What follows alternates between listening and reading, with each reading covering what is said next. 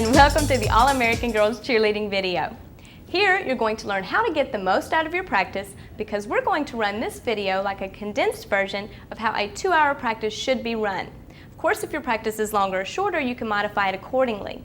Other skills you will learn how to develop will be synchronizing and choreographing your own material. We will also show you how to incorporate stunts, jumps, dance, and creative transitions into your routines.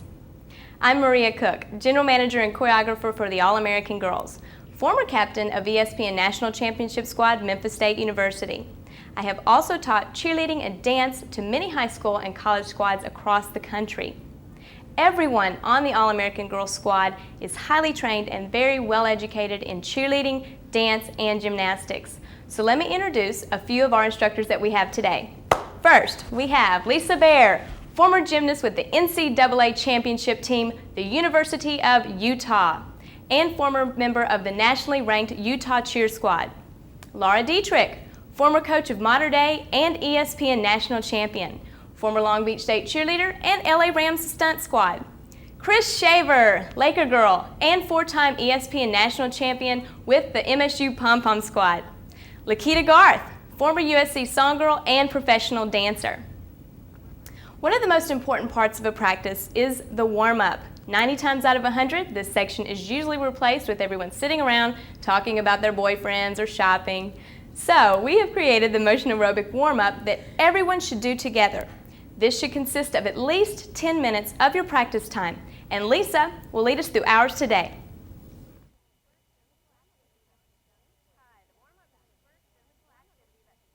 Hi, the warm-up is the first physical activity that should be done before each and every practice. The warm-up increases strength, flexibility, endurance, warming the muscles to help prevent injury. We're going to show you the All-American Girls Motion Aerobic warm-up. We've included motions to our warm-up so that we can work on our sharpness and technique every practice. This is a condensed version of our warm-up, so be sure to do at least 8 to 16 counts of each exercise.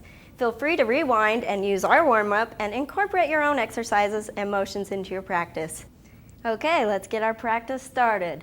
Ready, and head, 2, 3, 4, and circle, 2, 3, 4, and ribs, 2, 3, circle and over, 2, 3, 4, hips, 1, 2, 3, 4, and circle, 2, 3, 4, and stretch, 2, 3, 4, punch front, 2, 3, 4, and center, 2, 3, side, 1, 2, 3, 4, and center, 2, 3, other side, 1, squeeze that bum, 3, 4, and exhale up.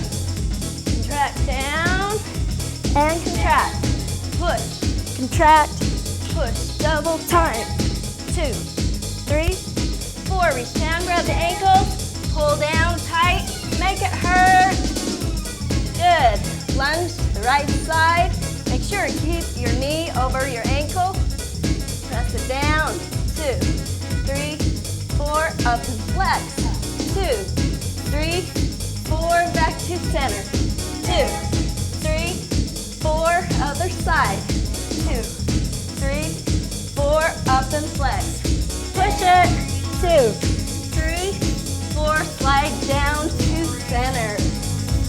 Okay, reach over to the right side, pull, back to center, as far out as you can, other side. Now we're going to sweep it all the way across, pull up, arch back, 2, 3, 4, and center, and arch. Good, slide into your splits, go as far down as you can, hold it. Remember, try and hold it at least 8 to 16 counts. Center, flex your feet, go down as far as you can, hold it, make it hurt, let your muscles relax. And right side. Good. Bring the leg together, get ready for some sit-ups. We're just gonna push it straight out. Keep the stomach sucked in, try and push your lower back into the mat. We're going to go side to side. Ready, and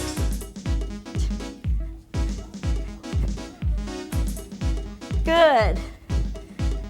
Okay, half turnover. We're going to do some push-ups. Try and do as many push-ups as you possibly can. We're just going to do 4. Ready, and 1, 2, 3, 4. Good. Walk up, slowly roll up to a T position. Ready, and over. Good. Keep those motions tight. We're going to go step, side, hands on hips. Ready, and step, step. Hit high V, low V, and high, low. Keep it sharp. And diagonal, 2. Sharp, sharp as you can. Half T.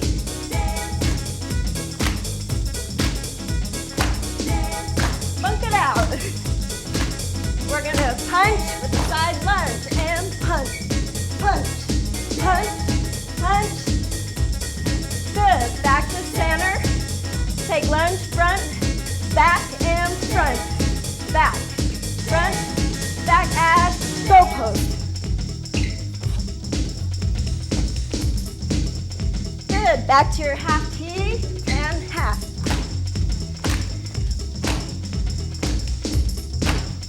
Good. That's the end of our motion aerobic warm-up.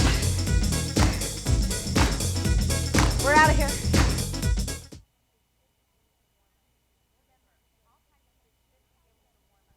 Remember, all practices should begin with the warm-up. More injuries occur because someone has not stretched and warmed their muscles properly. The next 5 minutes of your practice should include jumps and kicks, and Lakita will show you how to improve on yours. Thanks, Maria. Now we're going to show you some of the most dynamic aspects of cheerleading, jumps and kicks.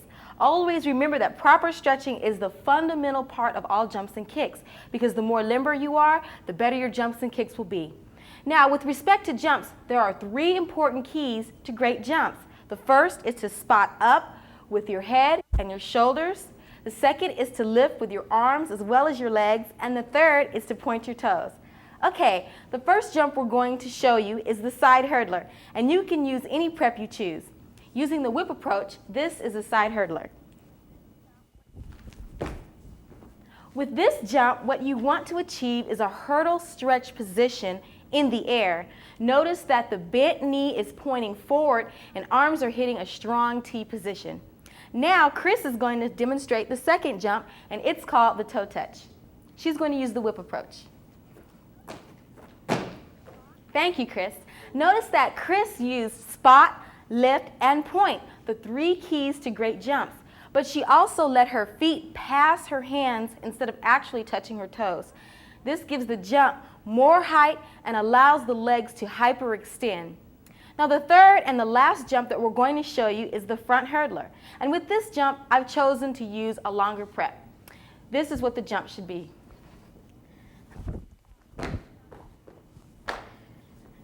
This jump should be done either diagonally or to the side with the kicking leg facing the crowd. Unlike the side hurdler, the bent knee faces down while the front leg whips into a front kick position.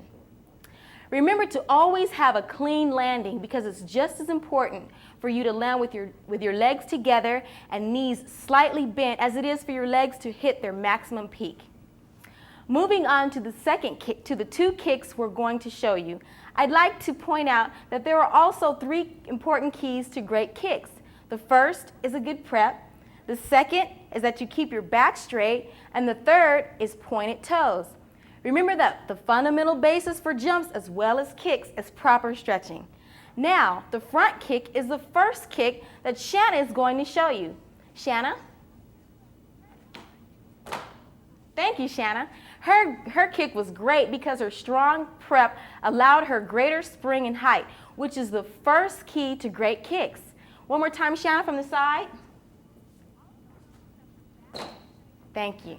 Also notice that her back was straight and her toes were above all else pointed.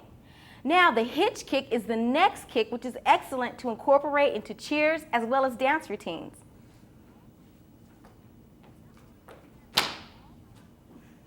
Not only did Shanna use all 3 keys, but her arms remained strong and tight throughout the entire kick. The only thing which separates the hitch kick from the front kick is the prep.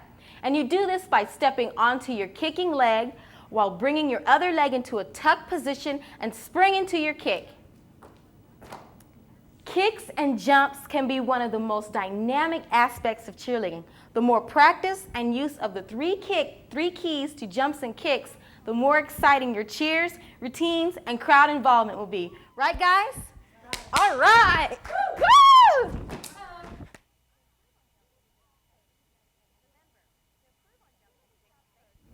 Remember, to improve on jumps and kicks, they should be done every day.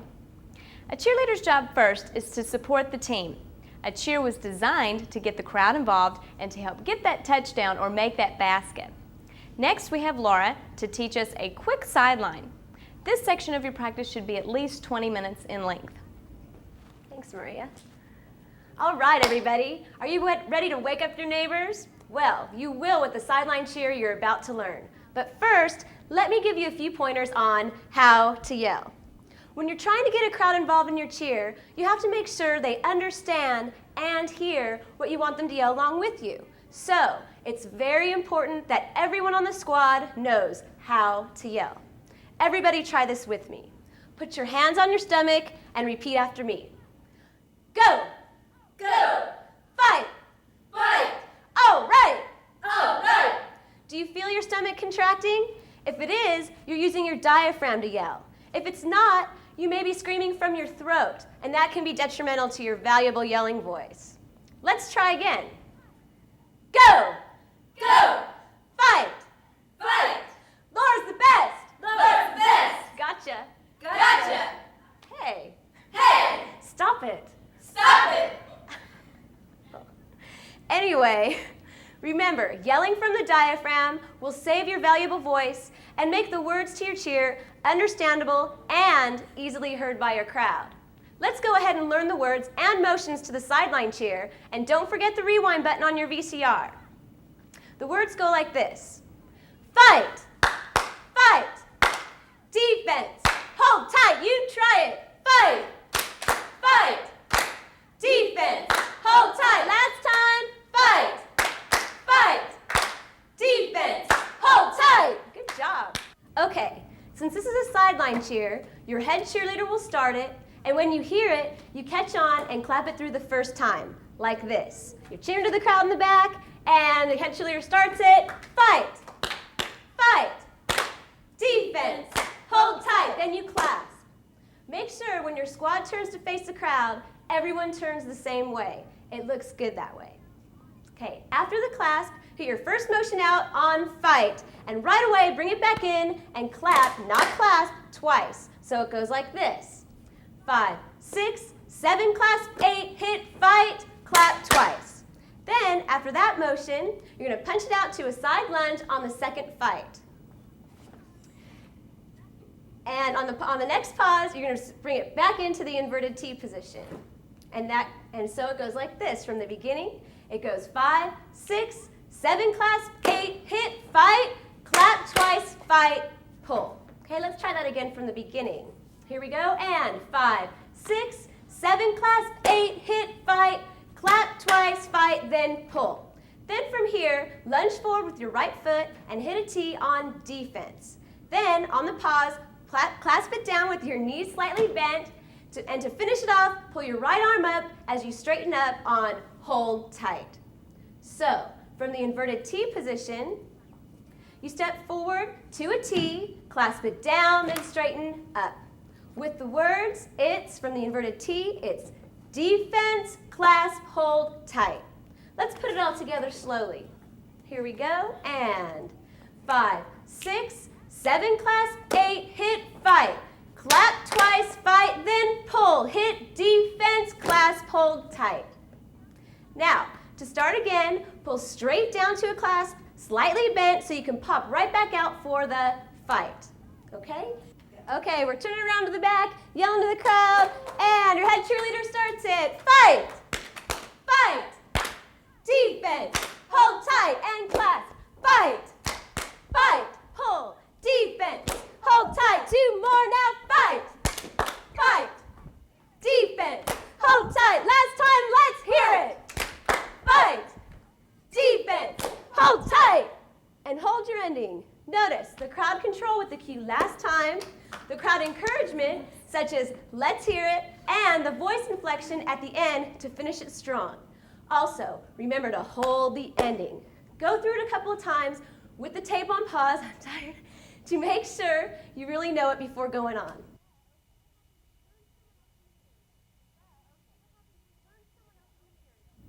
Okay, you've learned someone else's material, but what happens when you want to clean up your own routine or clean up material given to you? Well, this section will help you out with that. First, let's talk motions. When putting motions to a cheer or cleaning it up, it's important to remember this equation. Precise positioning plus sharpness plus rhythm times lots and lots of practice equals synchronization, and not to mention a hot-looking squad. If you don't like math, let me explain further. All arm angles and leg and body positions should be precise. Don't settle for anything less. If an arm is supposed to be bent, make sure you define exactly how bent it should be.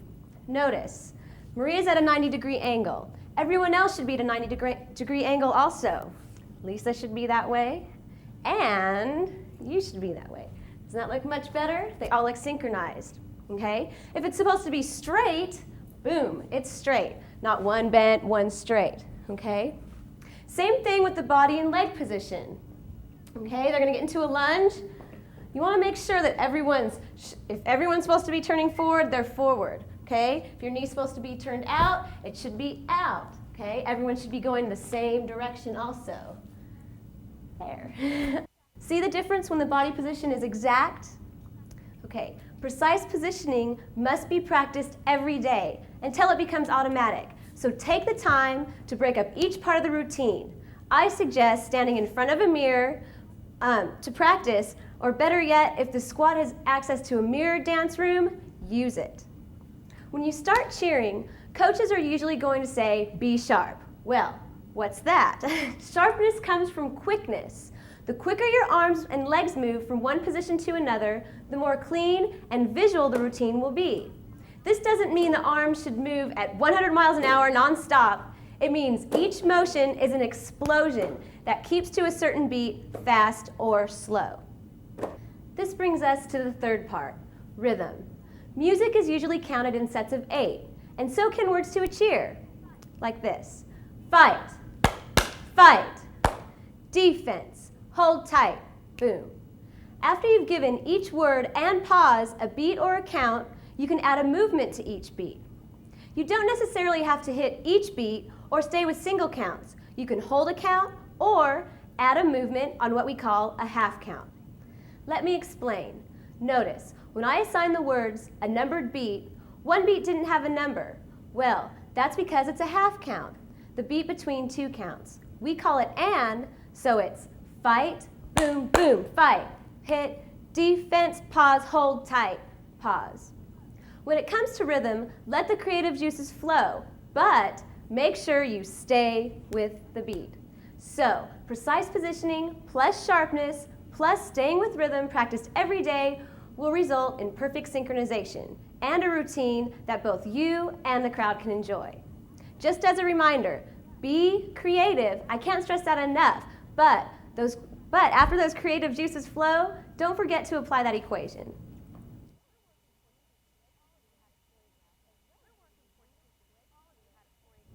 We're working towards teaching all of you how to choreograph, as well as giving you new, great material to use at games or for your tryouts. The next section of your practice should be devoted to developing your climbing technique. I cannot stress enough the importance of safety when you're stunning. You should always, when you're beginning, use a mat.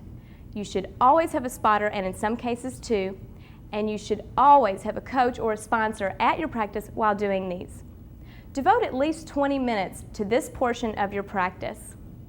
Okay, we're going to teach you 3 basic stunts today that should be learned and perfected before you move on. These are the foundations for all the more difficult stunts and pyramids. Key notes, remember, step, lock out. Keep your body tight at all times.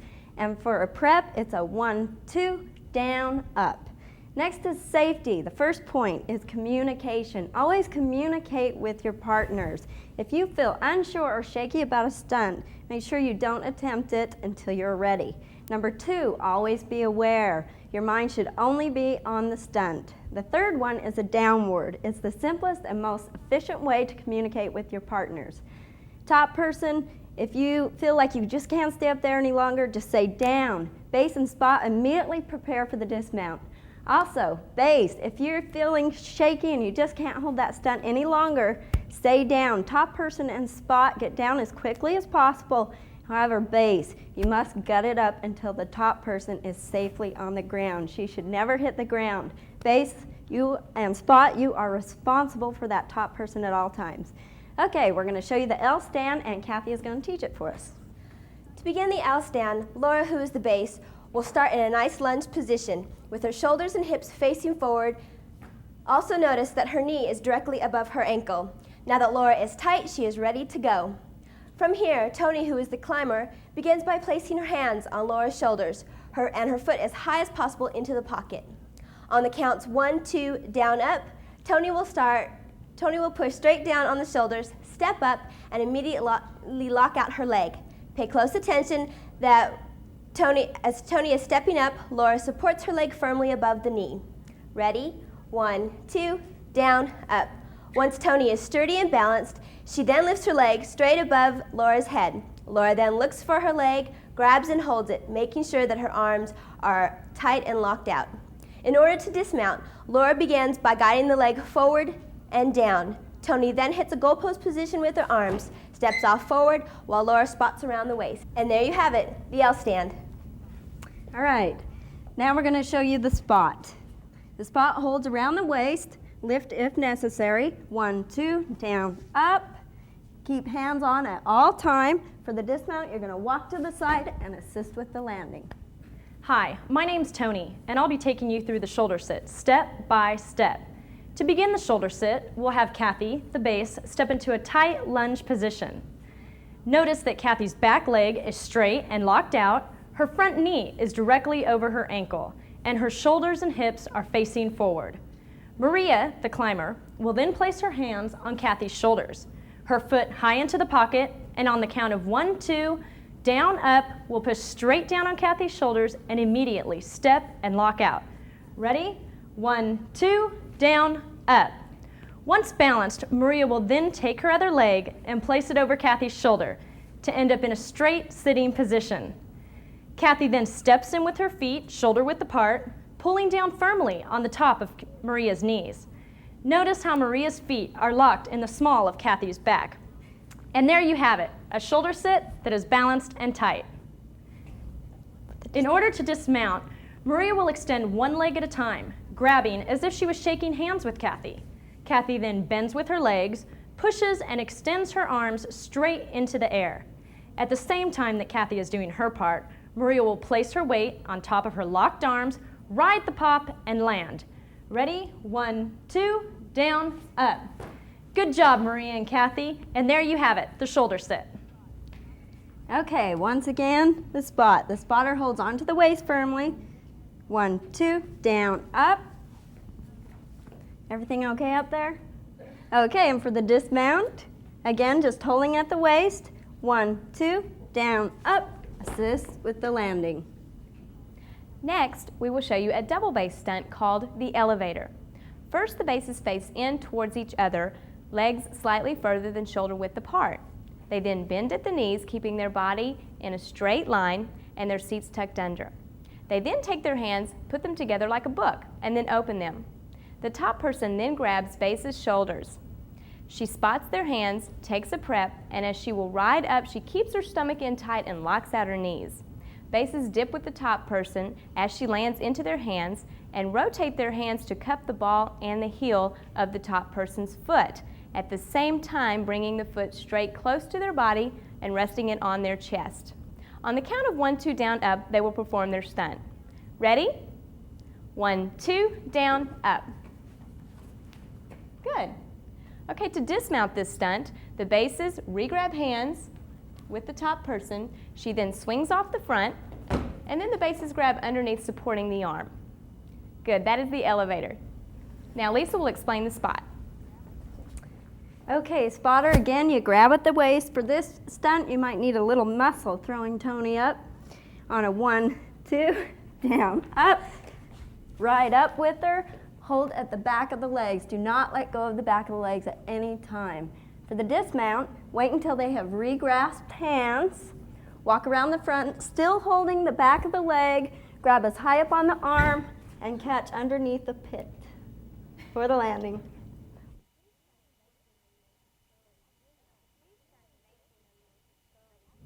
These stunts may seem easy, but it is extremely important to know the basics thoroughly to progress into the more difficult stunts.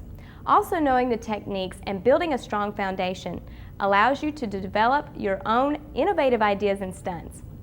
Okay, so you've gone through your warm-up, you've improved on your jumps, and you've learned a new sideline. So now let's incorporate those stunts we've just learned into our sideline. Okay, this next section is how to climb to counts in order to incorporate stunts into cheers. It's very simple. First, give each position a count or a beat and climb accordingly. Then, if you have to put it to a cheer, stay with that beat and put it to the words. Very similar to putting motions to counts or words. But the most important thing to remember when incorporating stunts is keep it slow enough so that it's not rushed so much that the climbing loses technique or just plain and simple looks sloppy, because these things can result in a big bobble or a fall, and we don't want that to happen. So when incorporating stunts, take your time, don't lose technique just because you haven't allowed enough time in your music or cheer for the stunts. Make time, okay? Lakita and Kathy are gonna go ahead and show you how they're gonna incorporate a shoulder sit into the sideline cheer. Okay, here we go. And they're facing the back, and fight, fight, defense, hold tight. Here we go, fight, fight, defense, hold tight, climb, fight, and she locks. Defense, hold tight. Good job. Okay, notice. Go ahead and dismount, girls. And nice, good dismount. Thanks. Okay. Notice that when she climbed, she allowed herself enough time to lock up and to wrap and to be sturdy before she hit her motion.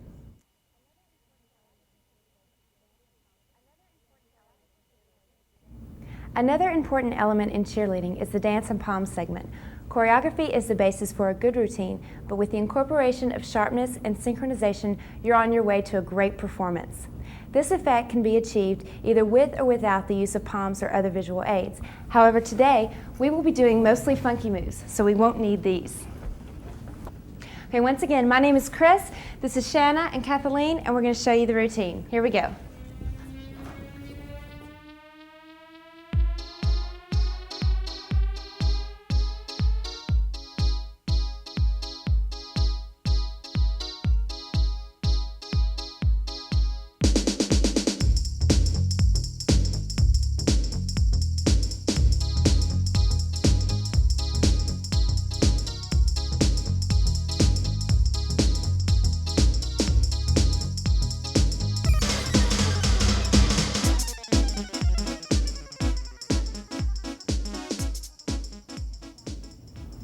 Okay, for your convenience, Shanna and Kathleen will be facing the back so that it's easier for you to learn the routine at home, since that's the way that you'll be facing the TV. I'll be facing the front so that you can see what the moves look like from a front angle. Okay, when teaching moves, it's easier if you can break it down and teach the feet movement first and then teach the upper body movement. So that's how we're going to do it. Also, we will be teaching at a rather fast pace, so feel free to stop and rewind your tape at any time, okay? Breathe. Okay, first move that we're going to be teaching is what we call a transition move, and that's getting from one shape to another shape or getting from a pyramid to another formation. Okay, we're going to start with your feet first. You're going to walk on one with your right foot. Walk 1, 2, 3, 4, shuffle 5, 6, 7 together, 8. Okay, your first 4, just a normal heel-toe walk. The last 4 are a shuffle. Okay, go ahead and do that one more time. 6, 7, walk, heel, 2, 3, now shuffle, 5, 6, 7, together, 8. The arms that go along with your feet, 1, they cross, right hand comes to the left shoulder, left hand around the waist. On 1, you pull on 2, you switch on 3, you cross over on the and you pull again to the right shoulder on the 4. Ready? 6, 7, arms, 1, 2, 3, and 4. You have to remember that as you keep walking normal paces, 1, 2, 3, 4, there's an and stuck in there, so keep your arms and your legs separate. On 5, 6, 7, 8, your arms are going to come at your waist and you're going to roll back. 5, back, 6, head stays here as you roll your arms forward. 7, down, 8. Arms come down and head comes forward all together on 8.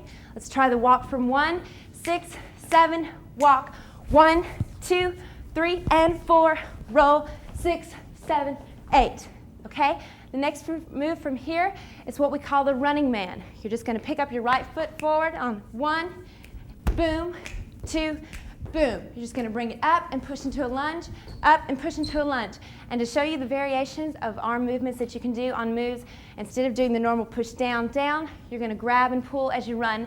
6, 7, 8, 1, 2, kick it out on 3, 4, making sure that your body stays forward, your arm and your leg are doing all the movement here, here, focus stays forward. On 5, 6, you're going to do the RoboCop, going to your right, 5, step again on 6. From here, you're going to do a body wave, break it back on 7, hands come to the shoulders, cross on and, make sure that's an and, open it back out on 8. Okay, so when you do this with the music, it's going to be really fast, like a body roll. 7 and 8. Let's go through that 8 count one more time, and then Marie's going to step in and teach us how to break that down and clean it up. Sorry, ready? Here we go. 5, 6, running now. 1, 2, 3, 4, robo, 6, back, 7 and 8. Okay, and here's Maria to teach you how to break that down to synchronize your squad. Just remember that some of the moves that are the most fun are usually not the most visual. So what you want to do is break down each count in the routine. When synchronizing a routine, it is very important to remember that all body positions, all arm and leg positions are exactly the same. For example, when you notice that a certain 8 count is off, you ask, where's your 7? Okay, Shanna should be a little bit more back, and Kathleen's arms should be up, making everyone exactly the same. Remember, an and position like 7 and 8 is also considered a count as well. For example, ask, where's your and? Okay, are they touching the knees? Okay, is it right over left? Good. Exactly the same. Okay, where's your 8? Are the arms straight? Are they bent? Are they slightly bent? I think what we're doing here is slightly bending, so make sure that everyone is doing just that. Okay, let's put it together. Ready, girls? 5, 6, 7, and 8. That was a little off. One more time. 5, 6, 7, and 8. Good. Good job. Now, Chris will continue. Okay, going on to our next move, let's go ahead and do the feet movement first. You're going to cross over on 1 with your right foot crossing over your left. Back out on and, go to your left. 2, and cross with your left. 3, back out, and 4, and cross with your right, 5, and 6, and bring them in, 7, up and out, and 8. Okay? Again, a little bit faster with your feet. Remember to stop and rewind if you're having trouble. 5, 6, 7, 8, 1, and 2, and 3, and 4, and 5, and 6, and 7, and 8. Making sure that on the 7 and 8, you kick your feet all the way up, out into a wide stance. Wide stance always look better than when they're in like this, okay? So you want to make sure that you do that. The arms on this 8 count are really easy, which gives you a lot of room to really concentrate on your feet movement, okay? Once again, though, you want to remember what Maria said. Make sure everybody is doing the same angles, okay? This is going to be a high V. You're going to hit snap position. You're going to hit this on 1 and on 3. Ready? 6, 7, 8. 1 and 2 and 3 and 4 and 5 and 6 and 7 and 8. Okay? This next position you're going to hit a high V also, but this time you're in blades. Ready? You go out on 1, on your heels. This is 1 and 2. Bring it all the way in, hands down by your side, feet all the way together, no space in between, okay? 2. Here comes your level change. Ready? You're gonna go down 3, thumbs try to touch, hop back up on 4, and you're looking to your right. Ready? Let's try that again from 7 and 8, getting ready to hop up on 1, 6, 7, 8, 1 and 2, 3, 4. Okay, from now I'm going to face the back. This is your ripple. This is your visual effect in the routine, okay? 5, this you just hit here on 4. Kathleen's going to hit over on 5. I'm going to hit on 6. And Shanna's going to hit on 7. Okay, let's do that from the front just so you can see what that looks like. Here we go, ready? You're here on 4, go 5, go 6, go 7. You're going to break it across and hit on 8. Okay, so once again, you want to make sure that everybody knows that from here to here is a breakthrough and you're looking to the side. And you want to make sure that from here to 8 is also a breakthrough, making sure that your jazz hands are really big and really in a clawed position. Okay, so can we try that again from 1 and 2? Ready? 6, 7, 8, 1 and 2, down 3, 4, go 5, go 6, go 7, 8. Okay, that's all that we're going to teach you for now, so feel free to stop and rewind the tape to go back and pick up the last 8 count. So right now, let's do that all together from the beginning with the music. Here we go. You're going to hold the first 2 8 counts if you're doing it with the music that we have. Hold, and 1, 3, 5, 6, here we go. Cross, pull, and back, back, back. Now run it out, kick, and robo, body wave, up, up, up, cross, up, and out, take it up and down. Ripple, 5, 6, 7, 8. 1, 2, here we go. 5, 6, 7, 8. Okay, notice the ending pose that we chose. We chose something that's geared toward the middle, and we have level changes so that we have a visual ending to a visual routine. I want you guys to feel free to take this material and add your own creative choreography to develop an exciting routine that's both fun for you and pleasing to your audience. So remember, Keep smiling. keep your focus up, Think sharp. and keep on jamming.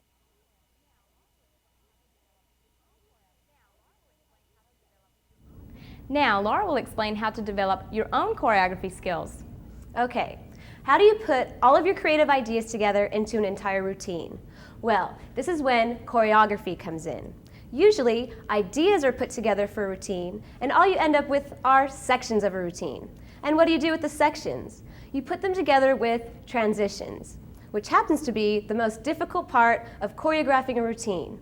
Basically, the transitions will depend on the positioning of key people. For example, if one person is supposed to hold a stunt on one side of the floor and is on a completely different side, that transition may look sloppy or jumbled. On the other hand, if everyone is on opposite sides, that would look symmetrical and therefore more visual.